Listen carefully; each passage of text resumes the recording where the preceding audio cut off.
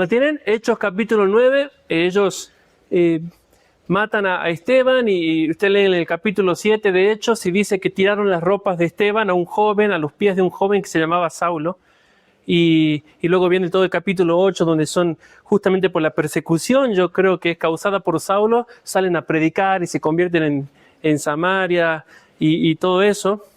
Pero en Hechos capítulo 9 Lucas vuelve a centrarse en Saulo y dice Hechos 9:1, Saulo, respirando aún amenazas y muerte contra los discípulos del Señor. O sea, imagínense eso, ¿no? O sea, los odiaba, era como, no sé, los odiaba y respiraba amenazas y muerte. Y dice que vino el sumo sacerdote y le pidió cartas para las sinagogas de Damasco, a fin de que si hallase algunos hombres o mujeres de este camino que siguen a Jesús, los trajese presos a Jerusalén. Pero yendo por el camino, aconteció que al llegar cerca de Damasco, repentinamente le rodeó un resplandor de luz del cielo, y cayendo en tierra, oyó una voz que le decía, Saulo, Saulo, ¿por qué me persigues? Y él dijo, ¿quién eres, Señor? Y el Señor le respondió, yo soy Jesús, a quien tú persigues. Dura cosa te es dar coces contra el aguijón. Las coces son las patadas de los caballos, ¿sí? Entonces, dura cosa porque te estás pateando un aguijón, te estás lastimando vos solo. Y era como un caballo desenfrenado que no quería escuchar la verdad, ¿no? Y Jesús le dice, es duro lo que te estás haciendo, me estás atacando a mí a la iglesia y es duro lo que estás haciendo. Y el versículo 6 dice él, temblando y temeroso. Qué contraste de respirar amenazas y muerte a temblando y temeroso. Dijo, Señor, ¿qué quieres que yo haga? Y el Señor le dijo, levántate y entra en la ciudad y se te dirá lo que debes hacer. Y los hombres que iban con Saulo se pararon atónitos, oyendo a la verdad la voz, mas sin ver a nadie. Entonces Saulo se levantó de tierra y abriendo los ojos no veía a nadie, así que llevándole por la mano le metieron en Damasco, donde estuvo 3 días sin ver y no comió ni bebió. Había entonces en Damasco un discípulo que se llamaba Ananías, a quien el Señor dijo en visión, Ananías, y él respondió, heme aquí, Señor. Y el Señor le dijo, levántate y ve a la calle que se llama derecha y busca en casa de Judas a uno llamado Saulo de Tarso, porque aquí él ora. Y ha visto en visión a un varón llamado Ananías que entra y le pone las manos encima para que recobre la vista.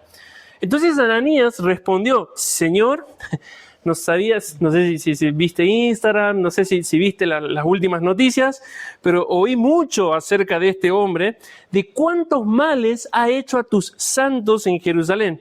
Y aún aquí en Damasco tiene autoridad de los principales sacerdotes para prender a todos los que invocan tu nombre, Señor. Y el Señor le dice, ve, porque instrumento escogido me es este, para llevar mi nombre en presencia de los gentiles y de reyes y de los hijos de Israel, porque yo le voy a mostrar cuánto le es necesario padecer por mi nombre. Entonces fue Ananías. Imagínense el trayecto de la casa de Ananías, ¿no? Fue a Ananías, entra en la casa y poniendo sobre Saulo las manos le dice, hermano Saulo, qué fuerte. La primera vez que Saulo escuchaba hermano, de parte de los cristianos. Hermano Saulo, el Señor Jesús, que se te apareció en el camino por donde venías, me envió para que recibas la vista y seas lleno del Espíritu Santo. Al momento le cayeron de los ojos como escamas, recibió al instante la vista y levantándose, fue bautizado. Y habiendo tomado alimento, recobró fuerzas y estuvo Saulo por algunos días con los discípulos que estaban en Damasco. Pero enseguida predicaba a Cristo en las sinagogas, diciendo que Jesús, era el Hijo de Dios. Y todos los que le oían estaban atónitos y decían, ¿no es este el que asolaba en Jerusalén a los que invocaban este nombre y a eso vino acá para llevarlos presos ante los principales sacerdotes? Pero Saulo mucho más se esforzaba y confundía a los judíos que moraban en Damasco, demostrando que Jesús era el Cristo. Amén, pueden tomar asiento. Se habrán dado cuenta que me gusta leer muchas porciones largas porque es para que vean el contraste, la historia, lo que va relatando, se lo vayan imaginando, es buenísimo hacer esto. Un relato súper normal de conversión, ¿verdad? O sea, como que muy común, digamos, a todos nos pasó algo así. No sé, Efra, ¿cómo te convertiste? Y yo estaba en el campamento, le iba a pegar a André en la habitación y vi una luz en el pasillo Y me convertí, obviamente quedé ciego, pero vino Bianca, me dice que soñó hace 4 meses que me ponía la mano y yo me convertía y ahora veo otra vez. Imagínense ese relato, ¿no? Y Pablo lo comentaba y lo contaba cuando iba preso. No se avergonzaba de lo que había pasado porque sabía lo que había pasado. De Saulo, el que respiraba amenazas de muerte, a confundir a los de Damasco diciendo, este es el Cristo, este es el Cristo. Entonces el contraste en la historia es espectacular. Cómo comienza y cómo Pablo termina este relato. Cada cierto tiempo nosotros los cristianos es necesario que nos tomemos un tiempo, valga la redundancia, y nos preguntemos, ¿por qué hago lo que hago? ¿Por qué vine hasta acá hoy? O sea, sinceramente, capaz de, no, por la pileta, qué sé yo, ¿no? Puede ser, nos gustaba salir, es el último día, lo que sea. O sea, ¿por qué hago lo que hago? No solo el domingo en sí, sino ¿por qué hago lo que hago? ¿Por qué hacemos lo que hacemos? ¿Por qué vivimos lo que vivimos? ¿Por qué afirmamos lo que afirmamos? Si ustedes se ponen a pensar, es bastante loco, digamos. El domingo pasado vimos que ángeles abusaron de mujeres. Y es bastante loco. O sea, no. Y no lo cuenta una vez la Biblia. Después lea la historia de Lot. Ahora son hombres intentando abusar de ángeles en la historia de Sodoma y Gomorra. Y es como que bastante loco, ¿no? O sea, bueno, ¿por qué alguien afirmaría eso? Y en el caso de los discípulos y de millones de hermanos en la historia, los sellaron con su sangre a esa afirmación. O sea, Jesús nació de una virgen. Y a nosotros nos parece re normal porque ya no se nos hizo cultural decirlo, pero Jesús nació de una virgen. ¿No? O sea, es como, wow, es raro, es difícil, es un milagro, ¿no? Si alguien le dice, los hombres no nacen así, no, justamente por eso le decimos que es un milagro. O sea, no es un nacimiento natural, es un milagro común al de nosotros, es un milagro. Así que sí o sí nos tenemos que detener. ¿Por qué afirmo lo que afirmo? ¿Por qué creo lo que creo? ¿Por qué hago lo que hago? ¿Por qué vengo? ¿Por qué renuncio? ¿Por qué hago lo que hago? ¿Por qué alguien, por ejemplo, renunciaría a su estilo de vida, a sus planes, a sus proyectos y a su comodidad por Jesús? Esa pregunta ustedes tienen que, ¿por qué yo lo haría así? ¿Por qué? ¿Por qué alguien buscaría vivir intencionalmente según los planes de Jesús? ¿Por qué alguien buscaría vivir intencionalmente según los propósitos y de la manera en que Jesús enseñó? ¿Por qué alguien haría eso? ¿Por qué alguien soportaría toda clase de privaciones, injusticias, ataques y sufrimientos por Jesús? Háganse esas preguntas. ¿Por qué alguien lo haría? O sea, ninguno de aquí los obligó, a menos que algún adolescente haya traído por la madre de la oreja, pero nadie los obligó a venir acá. ¿Por qué? ¿Por qué nos mantenemos firmes en lo que creemos? Alguien podría responder, Jesús es digno, y es cierto, Jesús es digno, pero hay una verdad que todos los autores del Nuevo Testamento enfatizan una y otra vez, y esa es la verdad de la siguiente.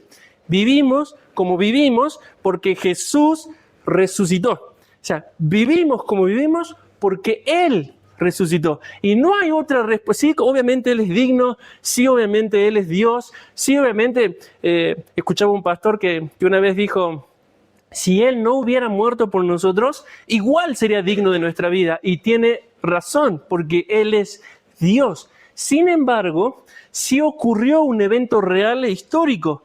El Hijo de Dios dio su vida por nosotros y resucitó. Y porque Él resucitó, todos los autores del Nuevo Testamento ahora le encontraron sentido a lo que hacían. Vivimos como vivimos porque Jesús resucitó. Lo vuelvo a repetir, la resurrección es lo que le da sentido a todo el cristianismo, hermanos. Sin resurrección no tiene el más mínimo absoluto sentido, no sé si dije bien esa frase, pero no tiene el más mínimo absoluto sentido afirmar lo que afirmamos, poner de nuestro dinero, no tiene ningún sentido en absoluto. La resurrección es lo que le da sentido a lo que creemos, a cómo buscamos vivir y a lo que esperamos después de esta vida. Es lo único que le da sentido. Sin la resurrección, nada en el cristianismo tiene sentido. ¿Están de acuerdo conmigo, sí o no? ¿Lo creen o creen que estoy exagerando? Sí, yo voy a ir bastante rápido ahora. Imagínense que está la tele ahí. Igual ya se sabe la Biblia de memoria, ¿no? Como los judíos, ¿sí? Bien, espectacular. 1 Corintios 17, abran la Biblia. No tiene 17. ¿Vieron que no saben la Biblia? Tiene 16, 1 Corintios. 1 Corintios 15. 1 Corintios 15, 14. Fueron todos ahí a buscar. ¿Cómo qué pasó? ¿No? 1 Corintios 15, 14. Miren Pablo, el apóstol Pablo dice, si Cristo no resucitó, vana es nuestra predicación, vana es vuestra fe. Vacía. Y nosotros, dice, somos hallados testigos falsos de Dios, porque hemos anunciado y testificado de Dios que Él resucitó a Cristo, pero no resucitó, porque los muertos no resucitan, ¿verdad? Y Pablo usa la lógica, hermanos. Había unas personas que se habían metido a la iglesia de Corintios y decían, no hay resurrección, no hay resurrección. Entonces en el versículo 16 Pablo le dice, pero si los muertos no resucitan, entonces Cristo tampoco resucitó, dice Pablo. Y si Cristo no resucitó, vuestra fe es vana y aún estáis en vuestros pecados. Vuestra fe es vana. Por eso el capítulo 15, si ustedes lo leen, él comienza diciendo, este es el evangelio que les prediqué, que Cristo Jesús murió por nuestros pecados conforme a la Escritura, fue sepultado y que resucitó el tercer día conforme a las Escrituras. ¿Cómo puede venir gente a la iglesia y decir que no hay resurrección? Y Pablo les dice, si no hay resurrección, es vana nuestra fe. No tiene el más mínimo, absoluto sentido. Nada, en serio, nada, no tiene el mayor sentido hacer lo que hacemos. A veces escucho a veces apologistas o gente en las redes que dice, mira, si el cristianismo es mentira, igual al morir viví una vida aquí plena, dicen ellos. Si es mentira, no pasa nada. Si al morir verdaderamente desaparecemos y no pasa nada después de la muerte, si fuiste cristiano acá, viviste una vida con propósito, con sentido, en plenitud, dicen ellos. En cambio, le dicen al ateo, si el ateísmo es mentira, lo que te espera. Y parece algo como, tiene razón, pero no tiene ninguna razón. Porque si el cristianismo es mentira, Pablo lo dice en este capítulo, somos los más dignos de lástima de este mundo. Es como decir que aunque el cristianismo sea falso, yo puedo vivir una vida con propósito, es no entender el cristianismo. Jesús es el que trajo la vida. Y si es falso, yo jamás voy a tener vida. Sin embargo, en ese deseo de ganar el debate, terminamos denigrando la Biblia. Y Pablo dice acá, si solo en esta vida esperamos a Jesús, somos los más dignos de conmiseración, dice la Reina Valera, somos los más dignos de lástima de todos los hombres. O sea, si no es cierto, si Jesús no resucitó, todos nos tienen que mirar y decir, qué pobrecito, mira cómo está ofrendando ahí. Qué tonto que es. Y no disfruta la vida. Es una afirmación muy fuerte la que hace Pablo. Él estaba diciendo que sin la resurrección, orar no tiene sentido, porque alguien oraría si Jesús está muerto. ¿No? Como ejercicio para descargarse, puede ser, ¿no? Alguien va, qué sé yo, a la tumba a visitar a un familiar y a veces habla, ¿no? Y es como que, porque lo extraña y todo eso. Pero en la realidad, a menos que no es un demonio, en realidad no pasa nada ahí, digamos. O sea, no. Él estaba diciendo, Pablo, sin la resurrección, orar no tiene sentido, hermanos. Predicar no tiene sentido. No sé qué hago yo acá hablándoles y... Evangelizar no tiene sentido. ¿Por qué buscaríamos convertirlos a una religión en donde se les dice, renuncia a tu vida, si no hay recompensa? Luchar contra los pecados no tiene sentido. No tiene el más absoluto sentido. Renunciar a nuestros planes, dice Pablo, no tiene sentido. Aprender la Biblia no tiene sentido. Ser diferente al mundo no tiene nada de sentido todo lo que enseña el cristianismo. Y él mismo lo dice ahí en 1 Corintios 15, 32. Si como hombre batallé en Éfeso contra fieras, se puede estar refiriendo a personas que se comportaron como animales, puede ser, pero también contra seres espirituales, ¿no? Si en Éfeso batallé contra fieras, ¿de qué me aprovecha? Si los muertos no resucitan, comamos y bebamos porque mañana moriremos, ¿no? O sea, si no hay resurrección, ¿por qué luchar contra el mundo? ¿Por qué cuando la familia se opone a nuestra decisión de seguir al Señor, pelearíamos y los mantendríamos fieles? No tiene el más mínimo sentido, dice el apóstol Pablo. ¿Por qué lo dice? Porque la resurrección es la declaración pública y real, no me refiero a verdadera, sino de la realeza de Dios, de real, de que Jesús es el Hijo de Dios, según Romanos 1:4, Y por lo tanto, todo lo que Jesús afirmó, todo lo que enseñó, todo lo que prometió y todo lo que nos mandó es la verdad. La resurrección es nuestra certeza. Si alguien le pregunta, ¿por qué creen en la Biblia? Lo que yo primero que respondo es porque Jesús resucitó. Él dijo, el Antiguo Testamento habla de mí y yo lo cumplí. O sea que, Jesús validó el Antiguo Testamento.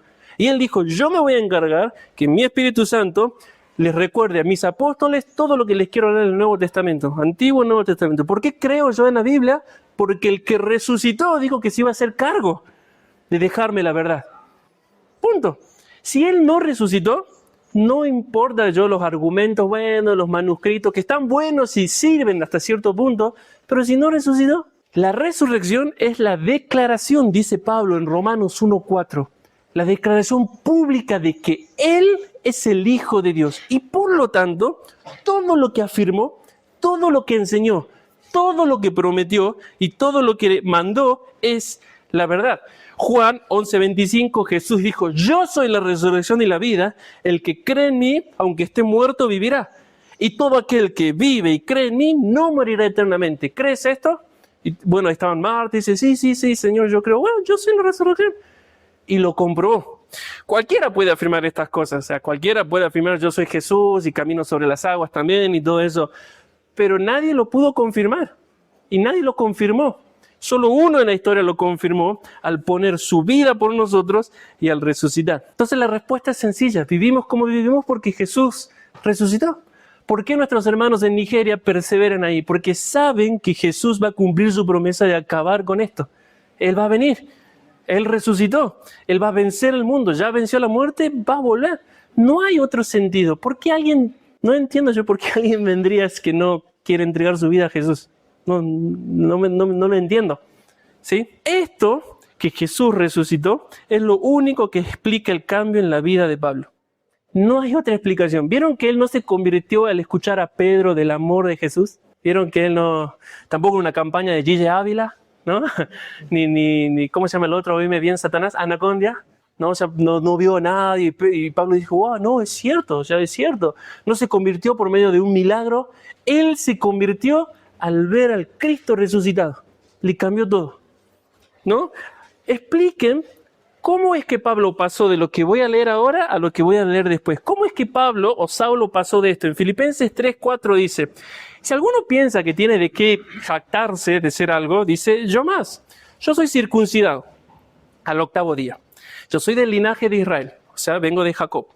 Yo soy de la tribu de Benjamín. Yo soy hebreo de hebreos. En cuanto a la ley, yo soy fariseo, en la secta más rigurosa, dice él en Hechos.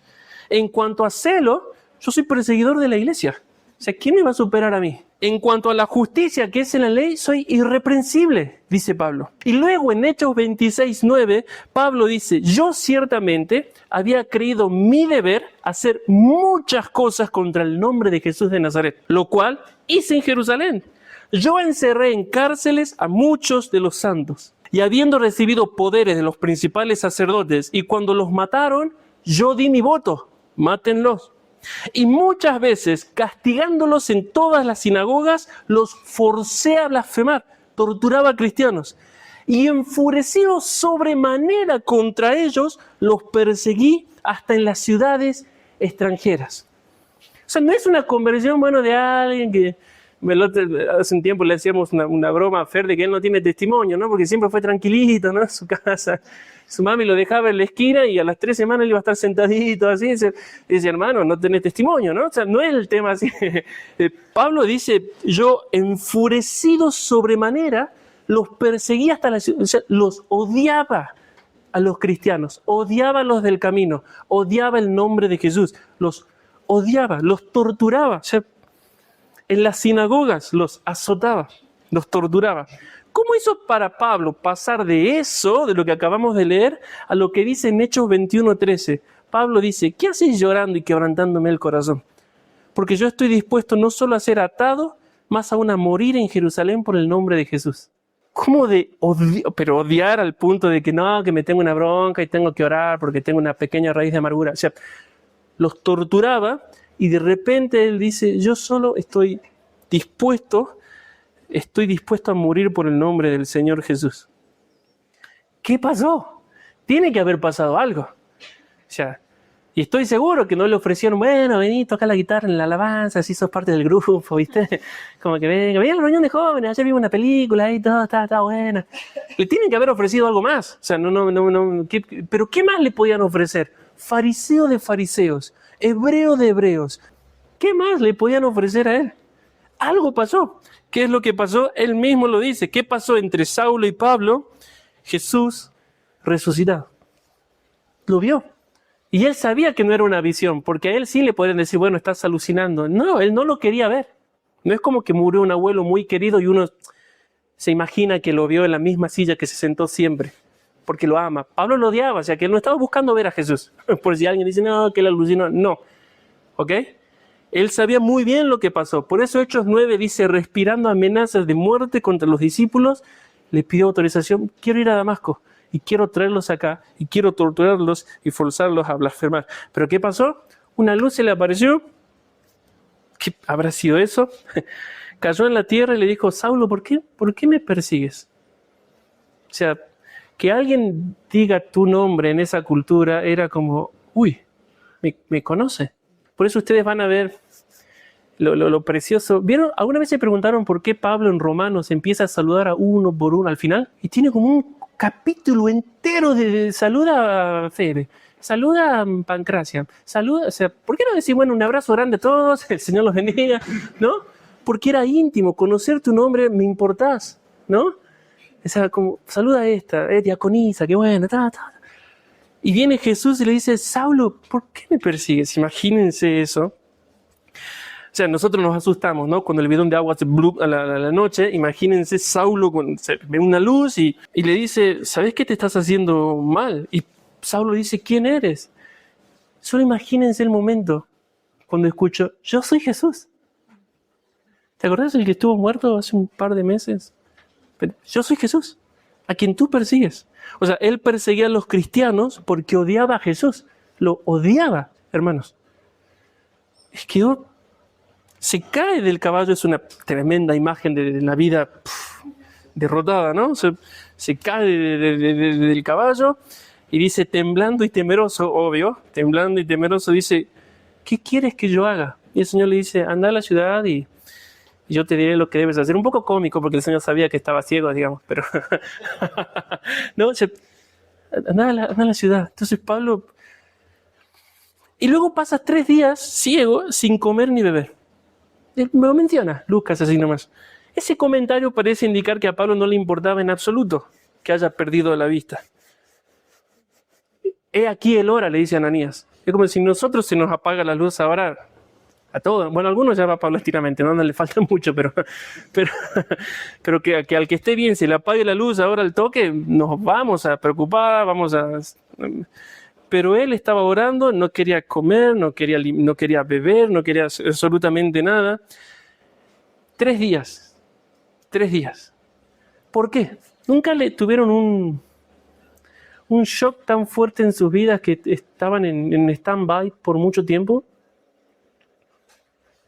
Y es como que obviamente tu cuerpo necesita comida, pero vos no es que no querés comer, o sea, tú estás tan sumergido en ese evento que pasó. Imagínense todo lo que estaba pasando por el corazón de Pablo en esos 3 días. Culpa, vergüenza, remordimiento por los abusos, las humillaciones, las torturas, los encarcelamientos, el votar a favor del asesinato de cristianos. O sea, todo eso lo que hace el Espíritu Santo cuando empieza a traer convicción, ¿no? Te muestra la película de tu vida y ya no encontrás venas para cortarte, ¿no? Uno se quiere matar. O sea, imagínense eso, 3 días. Como buen fariseo sabían la Biblia, el Antiguo Testamento de memoria. Empezaron a repasar profecía tras profecía. Génesis, Sed, Noé y todo lo que vamos viendo, ¿no? Abraham. O sea, imagínense eso. Imagínense la crisis que pasaba por su alma al comprender que todo por lo que había vivido, todo por lo que se había esforzado y por lo que había dedicado su vida estaba mal. ¿Nunca les pasó? Imagínense la crisis del alma al comprender que todo por lo que había luchado, que todas las convicciones en las cuales había fundamentado su vida, todo lo que él consideraba verdadero y bueno era una mentira. Yo consideraba mi deber atacar el nombre de Jesús. Era su deber. No era algo que, bueno, hoy te toca matar cristianos. Uf, cómo me hubiera gustado cuidar la playa, estacionamiento. Bueno, o sea, no era algo asignado. O sea, es mi deber, es la convicción de mi vida. Yo fui llamado fariseo para hacer esto. Era su identidad. Yo soy perseguidor de cristianos. Y de repente una crisis que lo quebró a él por completo. O sea, imagínense eso. No sé si alguno pasó eso, ¿no? Nosotros humanamente le llamamos la crisis de los 30, de los 40, pero él tuvo una crisis tremenda. O sea, tuvo una crisis con el Cristo resucitado. Fue una conversión muy en crisis. O sea, no fue como que el Señor me habló, descendió una paloma justito blanca y ¡ay! Me enamoré de Jesús. Fue una crisis muy fuerte. Pero aparte de toda esa crisis, había una crisis mayor. O sea, ¿cómo es posible que la persona que todos vieron morir y a la cual yo odio profundamente, decía él, estaba viva? ¿Cómo es posible? Y a esto había una crisis aún mayor. ¿Cómo es posible que la persona a la cual todos vieron morir y la que yo perseguí y odiaba profundamente estaba viva y me había venido a buscar a mí? No lo entiendo. Crisis. No lo entiendo. El hecho de que Jesús estaba vivo significaba una sola cosa. Resucitó. O sea, no había otra cosa que... ¿no? Pablo sabía que los romanos eran asesinos expertos. Un muerto iba a haber seguro en la crucifixión. O el crucificado o el guardia que no lo mató. Pero un muerto iba a salir seguro ahí de la crucifixión. Los romanos eran expertos asesinos. Jesús, el Pablo lo sabía, verdaderamente había muerto, así que estaba claro, si hablé con él es porque resucitó, ¿no? Crisis, imagínense eso. Como buen fariseo, sabía que si Jesús había resucitado, eso quería decir una cosa, todo lo que enseñaba el Antiguo Testamento sobre el Mesías, todo lo que Jesús había dicho sobre sí mismo y todo lo que los apóstoles habían enseñado sobre Jesús de Nazaret, era cierto, porque resucitó. O sea, el fariseo era impresionante, ¿no? Sabía, bueno, toda la cultura antes no había tampoco para leer, así que recitaban todo el tiempo la Biblia, impresionante. Jesús de Nazaret, Pablo estaba ahí, era el Hijo de Dios, como dice el Salmo 2. Es el Mesías prometido, como dice Juan 1:41. Jesús de Nazaret es la simiente que iba a aplastar la cabeza de la serpiente, de Génesis 3:15. Es el verdadero sustituto, ¿no? El cordero que estuvo ahí en lugar de Isaac, ¿no? Según Génesis 22:13, Jesús de Nazaret es el verdadero reposo. Por eso él dijo, venid a mí, yo les voy a dar paz. Jesús es el verdadero profeta como Moisés, como había prometido Moisés en Deuteronomio 18:15. Jesús de Nazaret es el verdadero sacerdote, eso rarísimo que dice en la Biblia, en Salmo y en Hebreo, según el orden de Melquisedec. Y todos decimos amén, aunque no entendemos un poco qué significa eso. Pero él sí lo entendía como fariseo. O sea, Jesús es el verdadero sacerdote. Es el verdadero sacerdote, según el Salmo 110:4. Jesús de Nazaret es el verdadero Cordero de Dios que quita el pecado del mundo, según Juan 1:29. O sea, estaba en crisis. Y debido a que Jesús era el Mesías y había resucitado, eso significaba que había vencido la maldición. Había vencido la muerte, había vencido a Satanás, había vencido todos los poderes, había vencido. Y debido a que Jesús era el Mesías, había resucitado y había vencido la muerte y vino a buscarlo a él, ¿qué piensan ustedes que se podía significar eso?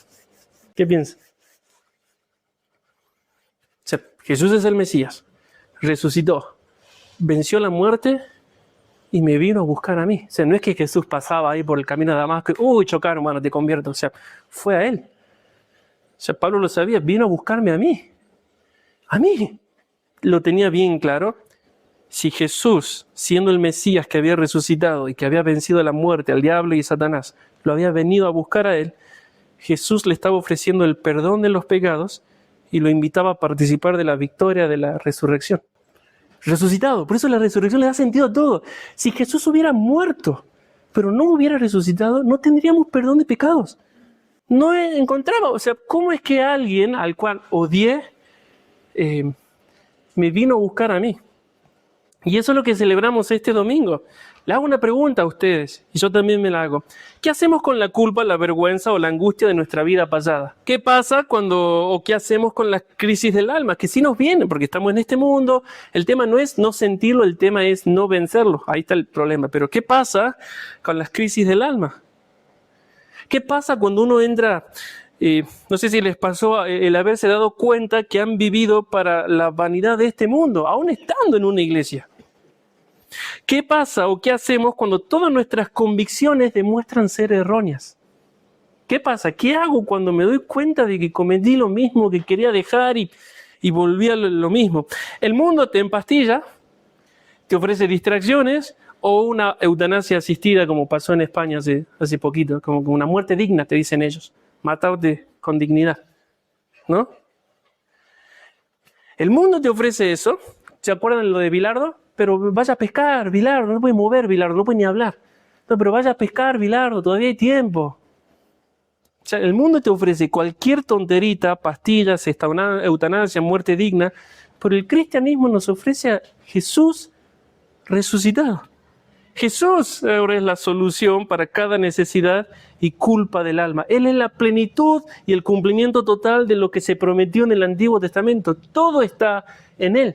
Y lo que me parece más impresionante es que Él dice, venid a mí todos los que estéis cargados y trabajados. O sea, no seleccionó, ¿no? Como en la pandemia. Bueno, los que terminan en impar vienen hoy, así charlemos un poquito. O sea, todos. O sea, ¿cuántos de aquí tienen alguna carga en su corazón ahora que le está haciendo, como el proceso del peregrino, como una carga ahí? ¿Cuántos? ¿Una sola? ¿Dos? Están muy tristes los demás si no tienen nada, ¿no? O sea, los veo, ¿sí? Y Jesús, así es que imagínense, o sea, esto es una realidad de todo, no estamos todos endeudados. Entonces, imagínense que viene un magnate y dice, vengan todos aquellos que quieran que les dé un departamento. O sea, ni siquiera es como que el esposo, che, amor, lo pensemos, ya está allá ella, ¿no? Ya está allá, ya en su mente decoró la cocina, tiró esta pared, pintó la otra, o sea, ya está allá.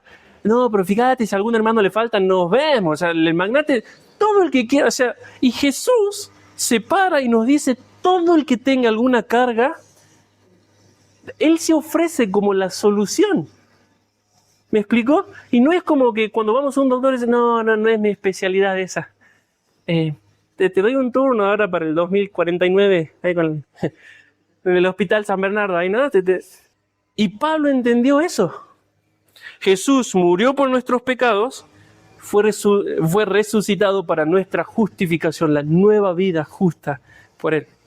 Pablo sabía en esa crisis que pasa, que estaba viviendo, que toda su culpa, todo su pecado, toda su vergüenza había sido perdonada y había sido borrada, y ahora Jesús lo estaba llamando a participar de la verdadera vida que había traído al mundo. O sea, vení. O sea, vení a la nueva vida. ¿Me ves resucitado? Yo tengo una nueva vida. O sea, vení, te estoy... Por eso, ¿qué quieres que haga, Señor? Ahora quiero que vayas a Damasco. Eso es lo que quiero. Entonces, ¡pum!, va a Damasco.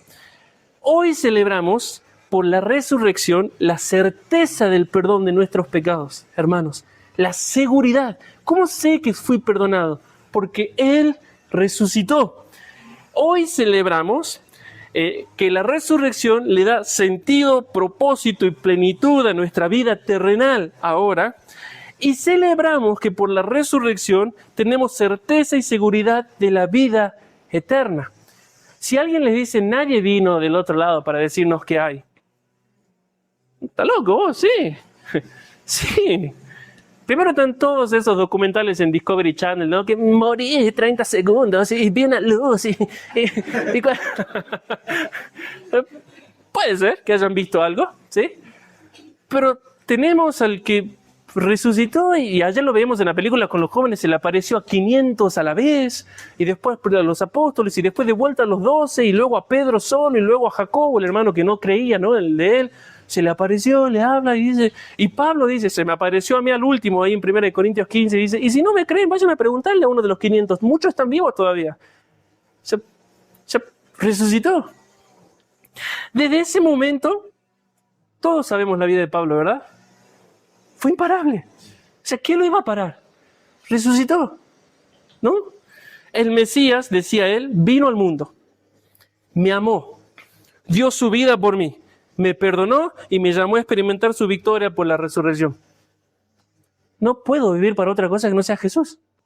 No puedo. O sea, Pablo decía, es más, lo dice, creo que es en 1 Corintios 15, dice, si predico de mala gana, si predico de buena voluntad, voy a recibir recompensa. Y si predico de mala voluntad, Dios me dio la tarea, así que lo tengo que hacer igual. O sea, no había forma que él viva para otra cosa. No entendía, no había otra... No tenía sentido su vida que no sea Jesús. ¿Me explico? Por eso después en Filipenses dice, para mí el vivir es Cristo y el morir es ganancia. A ver, yo los amo, pero prefiero ir a estar con él 1000 veces, chicos. O sea. Ese lo dice, esa es la nueva versión Nicolás, ¿no? O sea, prefiero, o sea, chicos, los amo, prefiero estar ahí con él, pero sé que voy a quedar porque ustedes me necesitan todavía, dice Pablo. O sea, que él no pensaba en el retiro, bueno, a ver, la jubilación digna, mi ley, ponete las pilas, nada. Él estaba, sí, quiero morirme porque estar con él, pero bueno, me tengo que quedar por la misión. No había otro sentido de vida por él. ¿Por qué? Porque Jesús resucitó. No porque lo iban a llamar de este congreso y iban a ir 5.000 personas y que no tenía nada de sentido. O sea, Jesús resucitó. Ya está. Punto. Él es el Mesías y me amó a mí. Por eso en Gálatas 1 dice, el cual se dio a sí mismo por mí. Me amó. No lo habla de forma general, sino de forma personal. Entonces, como el Mesías me amó y dio su vida por mí, enseguida, dice Hechos 9:20, predicaba a Cristo en las sinagogas, diciendo, este es el Hijo de Dios. Y imagínense eso. O sea, imagínense al fariseo, ¿no? Que lo ve llegar por primera vez pensando que era Saulo. Y llega y le da el rollo y lee y Pablo dice, Jesús es el Cristo. O sea, imagínense no es padre, cura, le iba a decir, el encargado de la sinagoga. O sea, imagínense qué pasó. Y confundía. Tanto fue la insistencia de Pablo que la única solución que tuvieron en Damasco, ¿cuál es? Matarlo. Hay que matarlo. Nada en esta vida se comparaba al valor de la vida que Jesús había ganado para él. Nada, absolutamente nada. Todas las situaciones que podría llegar a vivir eran cortas, comparadas con el gozo de la vida eterna que Jesús había ganado para él. Todo lo que Jesús había dicho, decía él, era la verdad, no una verdad, era la verdad. Y esa verdad era su firme ancla del alma. No me importa si todos se vuelven ateos, si todos se vuelven agnósticos, o si mi familia no me ama, si mis amigos no me quieren. Su verdad es la firme ancla de mi alma. ¿Por qué? Porque Él resucitó. Él resucitó. Jesús había resucitado, Él era el Cristo y su vida se tenía que rendir a Él. Listo, ya está. Ese es el sentido del cristianismo. Entonces, para responder las preguntas del principio, ¿cómo es que Pablo venció la culpa, la vergüenza y el remordimiento por sus pecados pasados? Jesús resucitó y supo que toda su vida pasada, todo lo que había hecho, había quedado sepultado en la tumba. Ya quedó ahí, ya está. No lo olvidó porque él después lo relata un montón de veces, lo que era antes. ¿Cómo es que Pablo soportó lo que soportó, hermanos? Jesús resucitó, no había otra forma, no había otra razón. Y supo que por medio del arrepentimiento y la lealtad a Jesús, él podía participar de la victoria de la resurrección. Él sabía que por la resurrección iba a vencer al mundo, al diablo, a la carne y finalmente la muerte, ¿no? Por eso después le escribe a Timoteo, re tranquilo, le dice, yo estoy a punto de ser sacrificado, Timoteo. Tráeme los libros, por favor, que quiero leer un poco. Y uno dice, ¿qué? ¿Cómo? O sea, él estaba... ¿Por qué? Porque Jesús resucitó. ¿Por qué Pablo decidió vivir como vivió? Porque Jesús resucitó. La esperanza eterna era verdadera y si él era fiel, le esperaba una corona incorruptible de gloria después de morir. Nada.